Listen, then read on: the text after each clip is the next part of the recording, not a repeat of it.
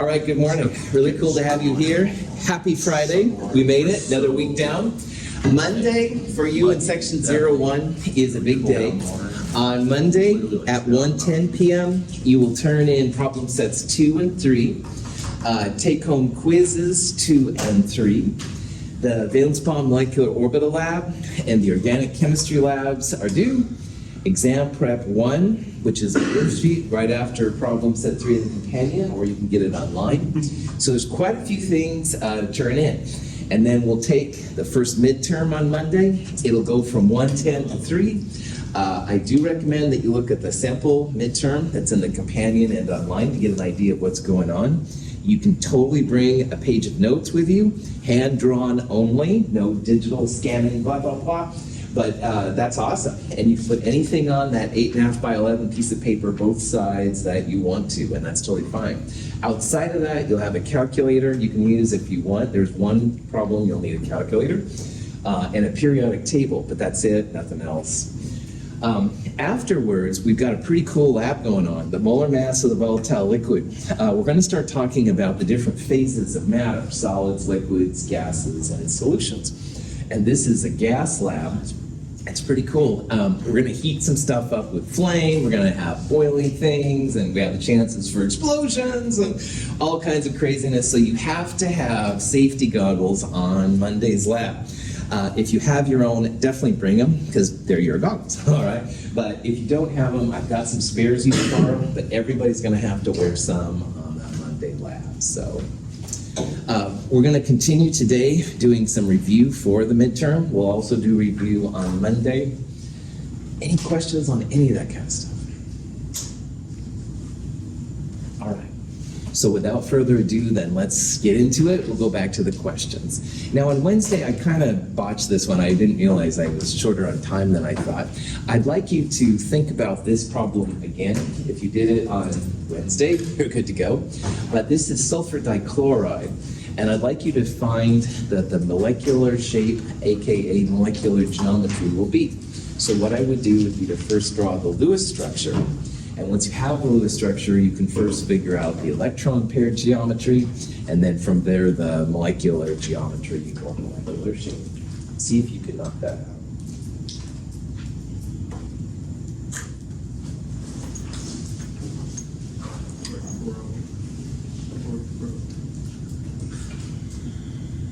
How do you say E?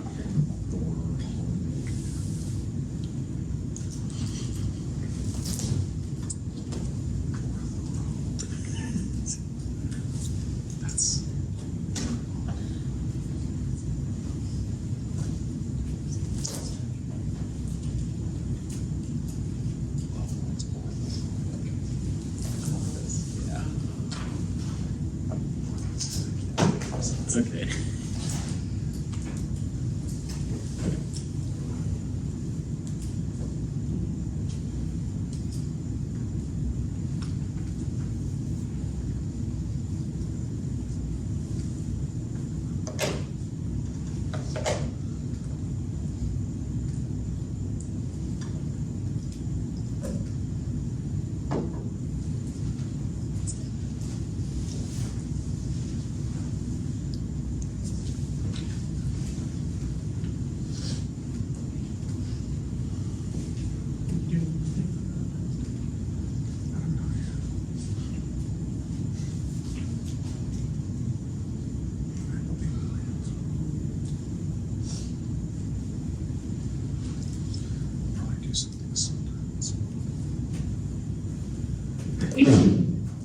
What's your? So when you're drawing a Lewis structure, again, I highly recommend that you start off by counting the valence electrons. So sulfur is in group 6A. That means it has 6 valence. The rest of sulfur's electrons are core. Chlorine is in group 7. Even though it has 17 electrons, only 7 actually count for valence. 2 of them. So 14 plus 6, 20 electrons total. If you divide it by 2, you have 10 pairs of electrons for your Lewis structure. Almost always the first atom goes in the middle. The middle atom is always the lowest electronegativity, which means it's farthest from fluorine, more or less. Chlorine is pretty high on the list, so sulfur definitely is going to be the middle. Use a pair to connect the outer atoms to the inner atoms. So that was 2 pairs I just put down. I've got 8 pairs left. The outer atoms get an octet, which means they'll have 4 pairs around them. I put 6 pairs just now around. I've got 2 more left. Anything left over goes on the middle. So this would be the Lewis structure for sulfur dichloride. Questions on that? Sweet. Now, next step is to think about the Vesper geometry. And you look at the central atom, or a central atom if it's more complex. Sulfur here has 2 lone pairs and 2 bonding pairs for 4 pairs total. Anything with 4 pairs is going to have an electron pair geometry, which is tetrahedral. So the EPG would be tetrahedral, but that's not quite what we're after here. We want the molecular geometry or molecular shape. And to figure this out, you think about what that molecule would look like if those lone pairs, they're having an influence, but they're not actually being visible. And it helps on a tetrahedral if you know what the bond angles are. Tetrahedral is always about 109. So that means the CL-SCl will be kind of bent. And sure enough, that's going to be the name of the molecular geometry. So we would call this geometry here bent. Bent is the molecular geometry name, both for tetrahedral with 2 pairs and trigonal planar geometry with 1 lone pair. So there's 2 different places it can show. Any questions on that? All right. This is going to be the same idea where you want the molecular shape, molecular geometry of the IF2 minus 1 ion. All right, so that's an iodine, 2 fluorides, and a -1 charge. And see if you can use all that information to find out what the molecular geometry or molecular shape for the molecule will be. Same process as we just did, it's just these different angles, different elements, stuff like that.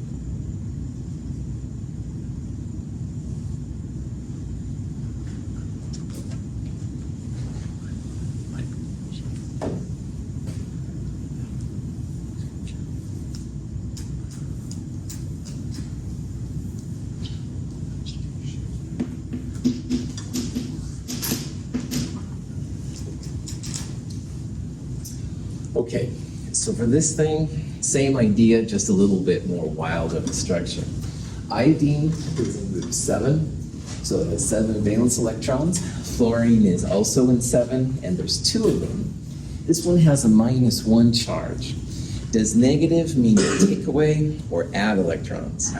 Add, that's right. It's weird because like negative seems like you're losing cash or something, but minus in chemistry means it has extra electrons.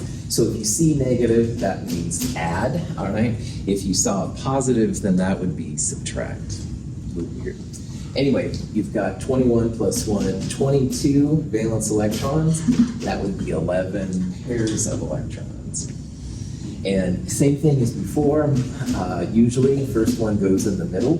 Fluorine never goes in the middle. Fluorine is the most electronegative of all. So that means I don't know of any compounds where fluorine is in the middle. So put iodine in the middle. Again, that's why iodine was listed first. Connect the outer atoms to the inner atoms by putting a foundation. We've got 9 pairs left. Outer atoms get the octet first, and any left over go on the middle. So fluorine, 1, 2, 3 pairs, 4, 5, 6 pairs on that one, 3 pairs left. So that means that your central iodine is going to have 3 lone pairs. Now again, this is one of those kind of compounds where in Chem 100 level, we would never show this because this is beyond the octet. But can iodine make more than 4 pairs? You bet. Anything in the 3rd period and lower can have more than 4. Periods go left to right on the periodic table, so that would be sodium going over to argon and down. So iodine is certainly in the 3rd period and lower, so this is a legit Lewis structure. And then because it has a negative sign, technically you put a -1 up there. Questions on drawing the Lewis structure? Okay. Now, the iodine is the central atom, and iodine has 1, 2, 3, 4, 5 clouds around it, all right? And of those 5 clouds, 2 of them are connected to atoms, and 3 of them are lone pairs. So if you have 5 clouds around something, this is a trigonal bipyramid. And just a quick advertisement, make sure when you have trigonal, don't put down just trigonal, all right? Because there's trigonal planar, which is when you have sp2. You have trigonal bipyramid, like here, there's a trigonal pyramid, molecular geometry, so make sure you put down both trigonal and pyramid. You can't put down just pyramid either, because there's bipyramids, there's a trigonal pyramid, there's a square pyramid. In the big kids class, we have to be a little bit more anal. But anyway, that's still not what we're after, of course. We want the molecular geometry. And this is where the lone pairs are really pesky, because having 2 electrons next to each other is not an easy process, all right? Electrons repel each other. And so that makes lone pairs big, bulky things, all right? So there's actually a couple different ways you could draw something with 3 lone pairs. Now notice that I kind of intentionally made it like a trigonal planar in the middle, all right? And I did that intentionally because if you put those lone pairs in the middle, the lone pair, iodine lone pair angles are 120 degrees. And that's super important. If you have 2 lone pairs, you want to keep them as far apart from each other as they can. If we had only 2 lone pairs, we'd put them at 180. It's that big of a thing. But here we have 3 lone pairs. So you could, in theory, put a lone pair where this fluorine is, but then you'd have lone pair iodine, lone pair of 90. And that's really bad for having lone pairs. So the geometry that people see is actually then linear. It's 180 degrees, and it's all about keeping the lone pairs as far apart from each other as you can. So when you get to these crazy structures, keep the lone pairs as far apart from each other as you can, all right? This molecule is most stable when you put those lone pairs in the middle part. That keeps them at 120 degrees from each other. This is a weird kind of a structure. Follow-up question. Would IF2 minus 1, with a linear molecular geometry like this, would IF2 minus 1 be polar or non-polar?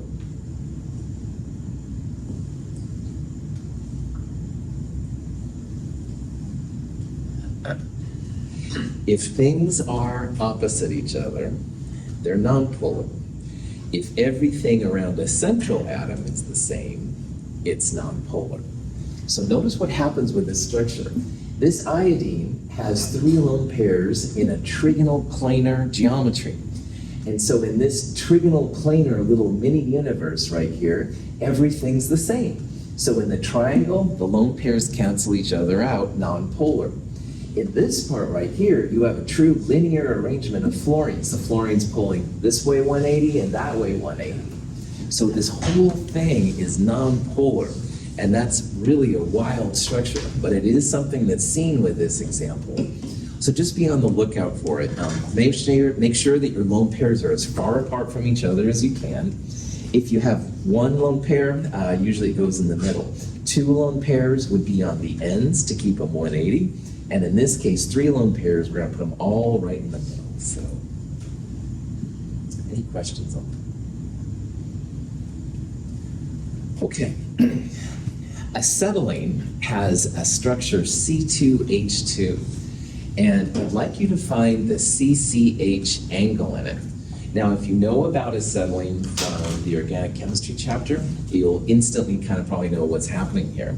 But if you don't, draw a Lewis structure for C2H2 and see what it looks like so you can find what the angle is. So see what you can do with it.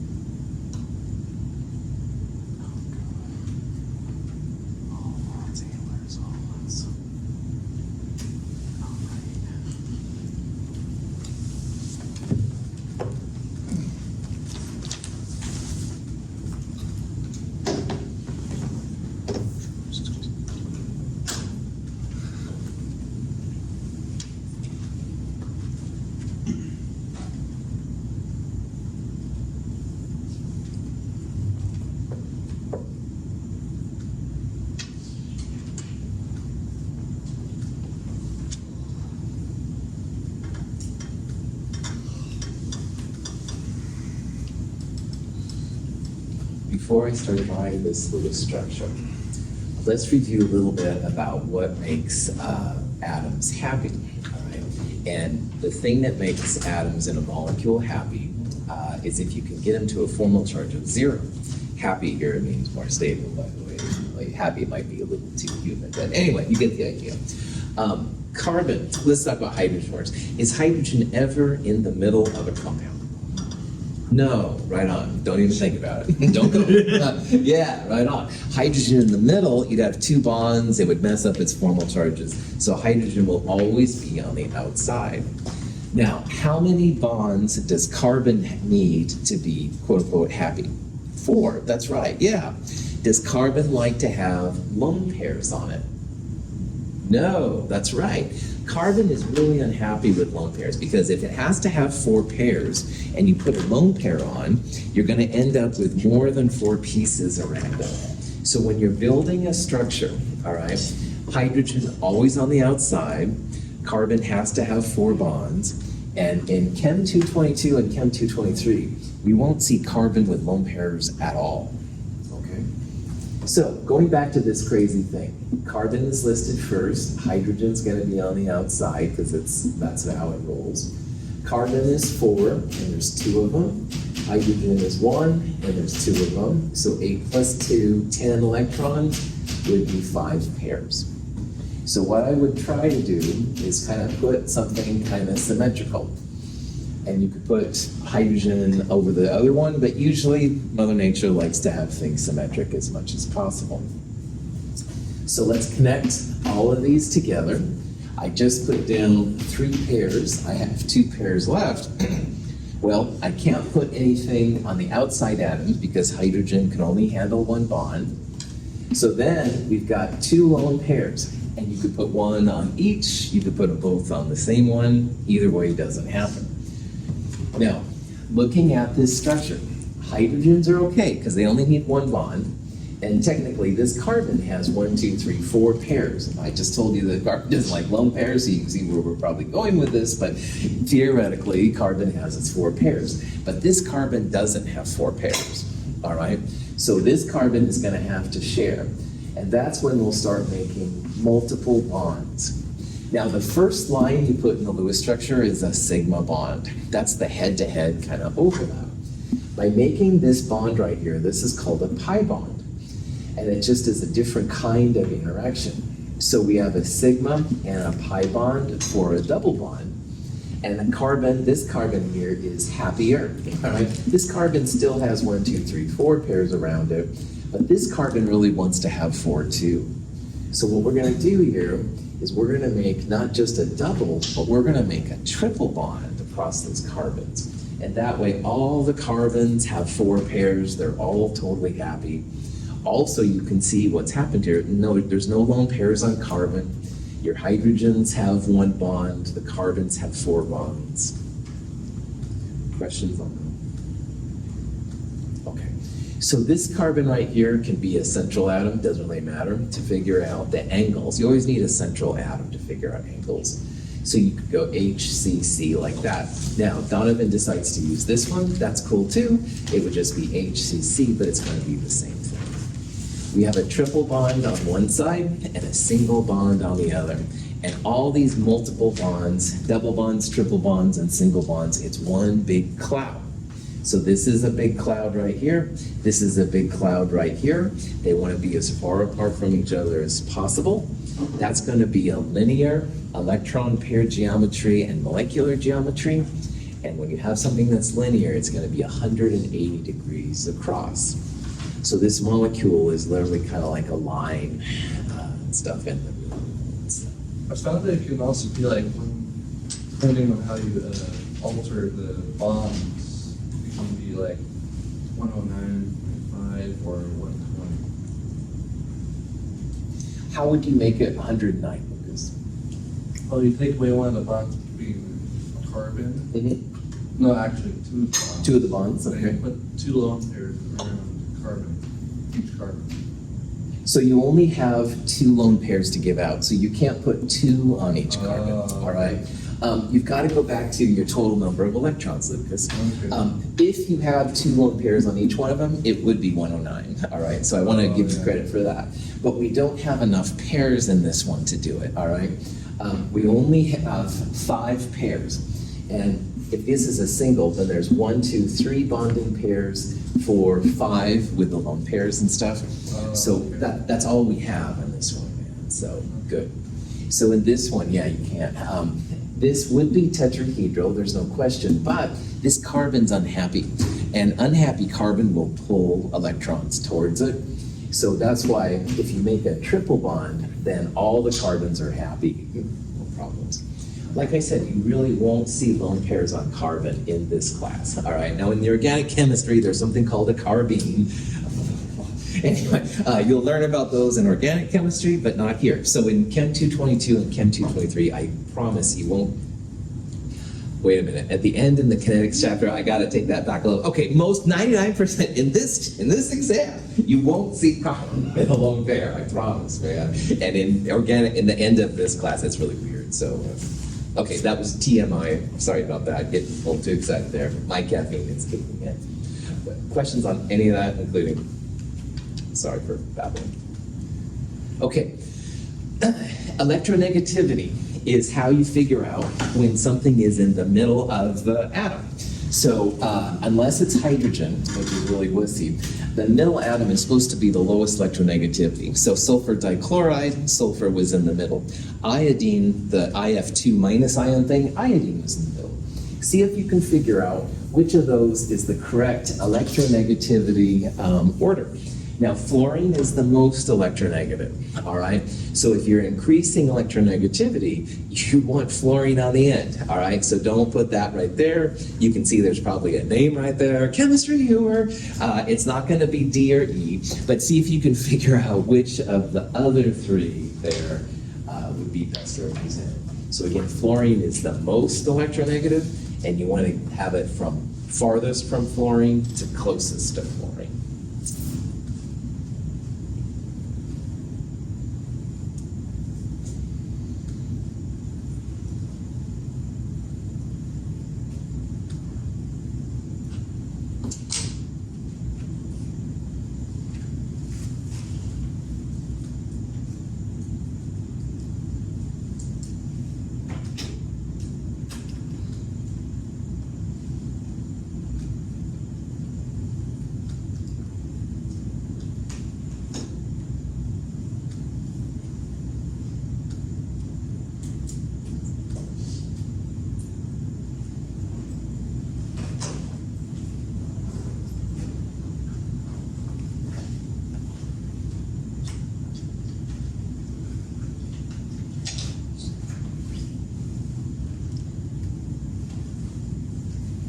Cool. All right, so fluorine, most electronegative. As you get farther from fluorine, it gets less and less electronegative. Oxygen is second to fluorine, so it's the second most electronegative. It's really into electrons. Nitrogen and chlorine, arguably you're seeing this third on the list. So what you can do on this one is that one of the elements is magnesium. All right, well, that's a metal. Metals aren't into electrons, so that should absolutely be first. And everybody saw that, which is cool. Then what I would do is just go right until you kind of get up to fluorine. And if you keep going right, you can see the phosphorus is kind of next on the line. Nitrogen is a little higher, stuff like that. And then fluorine would be the next one. So the very best order here would be A. All right, you just kind of go right. Nitrogen's pretty high on the list. All right, if you put B, I understand, but going from magnesium, you'll run into phosphorus first, I think, and stuff. You usually go straight across. Good. Questions? All right. Formaldehyde is another one of the organic chemicals, but the formula is CH2O. All right. See if you can figure out what the bond order for formaldehyde is, the CO bond order. If you know what formaldehyde is, just pretty chill. If you don't, then draw the Lewis structure, figure out what it looks like. Bond order 1 would be a single bond, bond order 2 would be a double bond, bond order 3 would be triple bonds, etc., etc.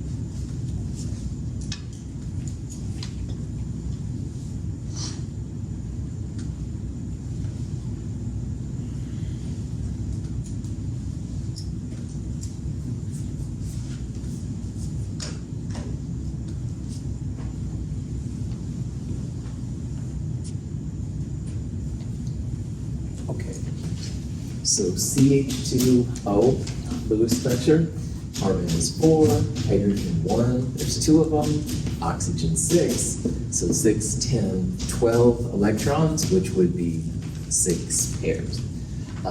Hydrogen never goes in the middle. Oxygen is more electronegative than carbon, so we will have carbon in the middle. You can have any orientation you want to around there. Connect the outer to the inner. That's 3 of my pairs, and I've got 3 left. Remaining electrons, lone pairs on the outside atoms first, and if there's anything left over, put them on the inside. In this case, that's exhausted all of my pairs. And at this point, I should look and see if everything is happy, which means 4 pairs usually.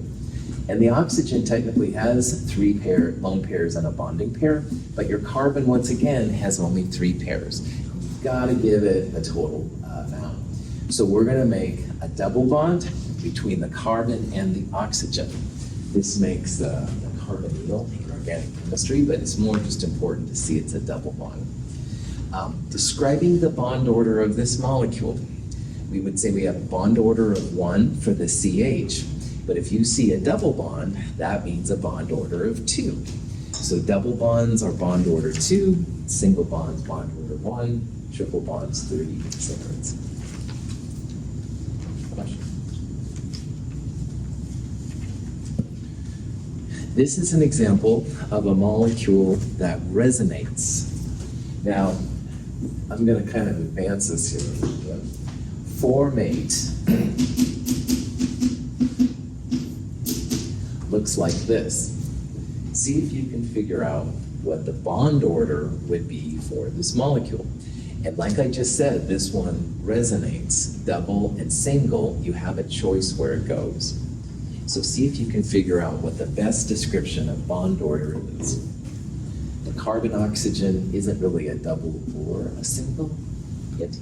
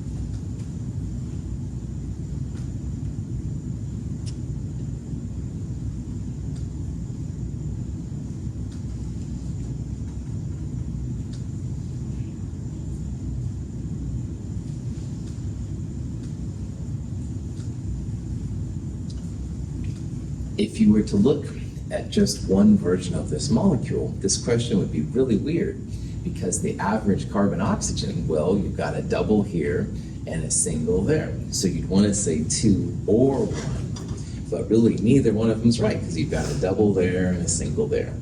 So the key to understanding this problem is that this is one that resonates. And when you have a resonance structure, it means you have a choice where the double bond goes. So in this first structure, I wrote it quote-unquote down. Well, the quote-unquote right one was a single bond. But there was really no reason why you need to do that. You could take one of these lone pairs, make a double bond. This would go back down here, and you'd make this structure right here. So if you have a resonating structure, you take the total number of bonds, 1, 2, 3 bonds to the carbons and oxygens. There's 3 bonds total, and there's 2 places they can go. So you could put it on the right oxygen or the down oxygen, the way I have it written. So 3 pairs, 2 places they can go. The bond order here, 1.5. It's more than a single bond, but it's less than a double bond. And why that's really important, all right, is that as I've done with Donovan way too many times, and I'm not gonna do it again, but Donovan, good to see you, single handshake. Donovan, haven't seen you forever. I naturally will step closer to someone when I'm like that excited to see him, right? A double handshake is better. So why that's important, single bonds are longer, double bonds are shorter. You would expect, if you had just this structure, you'd have a short CO bond and a long CO bond. But what they see, both of the CO bonds, same length. They're both 1.5, which is why it says it's more than a single, less than a double. Or you could say shorter than a single, but longer than a double. All right. So resonance is kind of cool. He needs to. Questions. Okay. Now, this next question was part of problem set number 1. And this question is trying to find the bond enthalpy. On the midterm next week, you will need your calculator because there will be one of these questions. And they're not too bad. I probably said about everything. The overall energy is equal to the bonds that you break minus the bonds that you form. So in a reaction, the bonds that you break, those are the reactants. You're breaking apart the reactants. And you're going to subtract from that all of the product bonds. So if you look at this molecule, this reaction, you have a nitrogen-nitrogen compound, which is a triple bond. And you also have a fluorine-fluorine single bond. And you're making nitrogen trifluoride.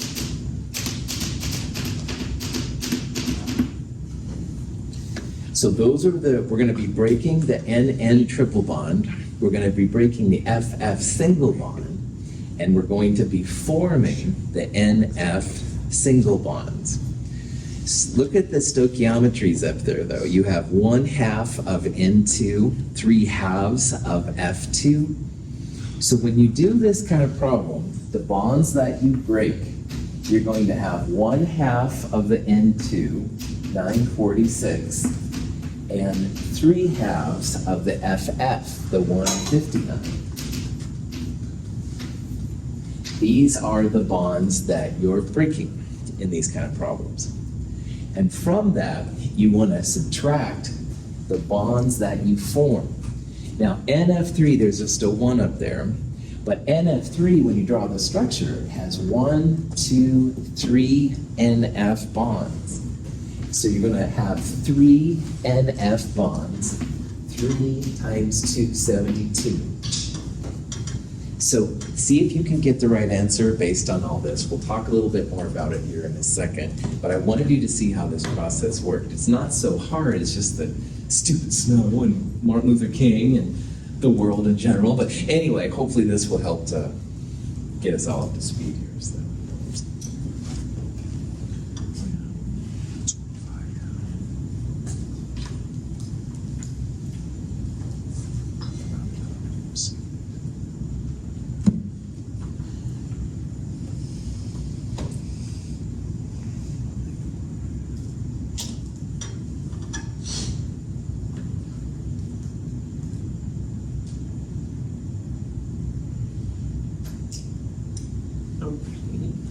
And like on the example, will you give us the numbers or? Yes. Okay. Do we remember those numbers? You bet. You don't have to know any of those bond entities. I will definitely give you. It's good. That's a good question.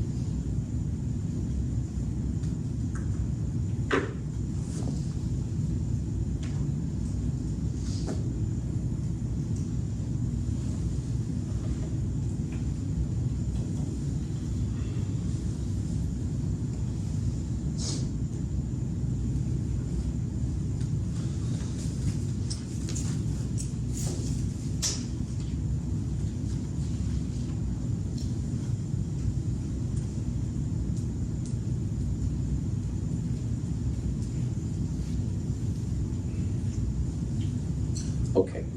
Uh, In this problem, you're trying to find the energy of a reaction, and this is through what's called bond dissociation energies, which is another kind of an energy thing. This is the only time you need to use your calculator in this section, but it is important.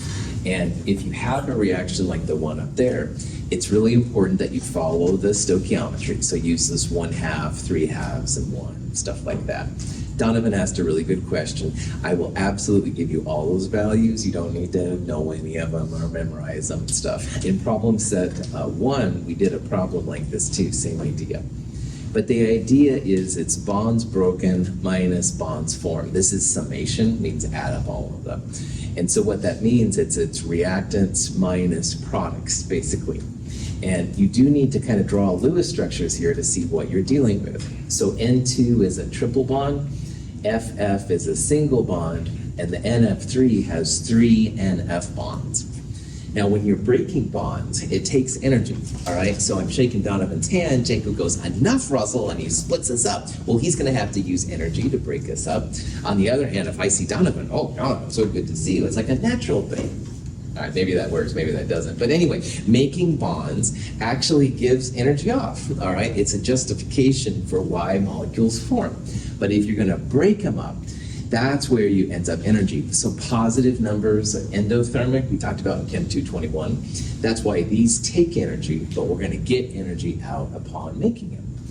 So then from there, 1/2 of the N2, 3.5 of the FF, and in the molecule itself, there are 3 NF bonds, so make sure you multiply them out.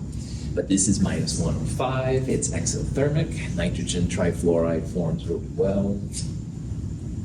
Any questions on that? Okay. This is a good place to advertise that this whole review session is online as a video. And if you want to go back and look at these, or I don't even know if I'll be able to see them, to do all of them on Monday, but you can see the whole thing. If you can't find it, it's under the video tabs on our website. I can send you a link and stuff like that too. Polarity is really going to be important to us. And we're looking here for the bond which is least polar. Sorry, I saw that instantly. All right, prop that off. I really used like AC/DC, but that's not the answer, all right? AC/DC's polar. Okay, prop that on. Sorry, I know. I saw that instantly. Yeah, same. Donovan, you're a man after my own heart for learning words, but if you don't like AC/DC and you're a country western person, that's fine. You'll still do well in my class. All right, prop that back on this. Polarity is like the difference in electrons, all right? And as the atoms are closer together, they're less polar, but the farther on the periodic table they are from each other, the more polar. So see if you can figure out which of those is most polar. And you want the 2 atoms which are furthest from each other, all right?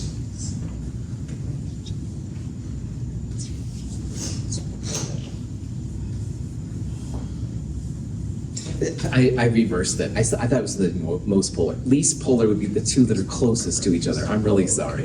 My apologies. I botched that one. That was instructor fault. So most polar, I thought it was reading, and I was thinking about Donovan and AC/DC. Sorry, that's totally my bad. On this question, you have a boron. No, it's not your fault, my fault. You have a boron. That's like your common reference point. I thought it was most polar. That's farthest apart. So BF, those atoms are farthest apart from each other on the periodic table. But duh, if I would have read my own question right, least polar would mean closest together, and that's BC. So my apologies. That was really, really bad. So, bad instructor.